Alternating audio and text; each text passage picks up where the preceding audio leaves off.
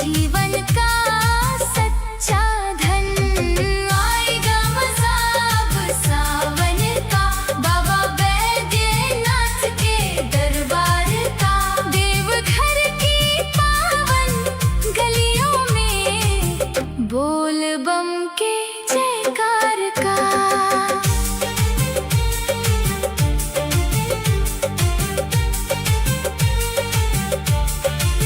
जटा से गंगा बहती देखूं, डमरू की झंकार।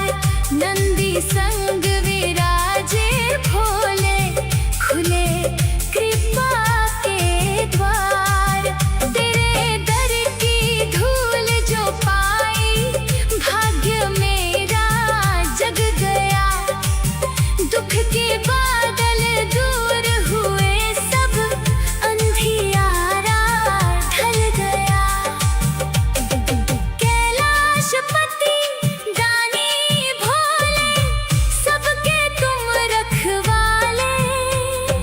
जिसने सच्चे मन से पुकारा, भर दिए उसके प्याले। मन मंदिर में दीप जलाकर, तेरा नाम मैं गाऊं। सावन भर बस भोले बाबा, तेरे गुण ही गाऊं। आएगा मज़ा अब सावन का, बाबा बैद्यनाथ के दरबार का। देवघर की पावन गलियों में बोल बम के जयकार का। आएगा मज़ा अब सावन का, बाबा बैद्यनाथ के दरबार का।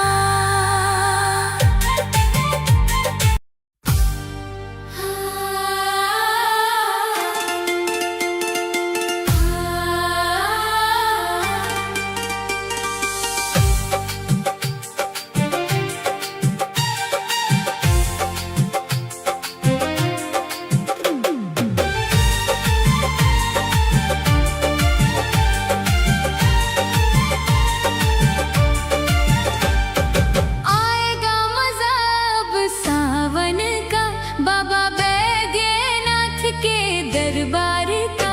देवघर की पावन गलियों में बोल बम के जयकार का। आएगा मज़ा अब सावन का, बाबा बैद्यनाथ के दरबार का।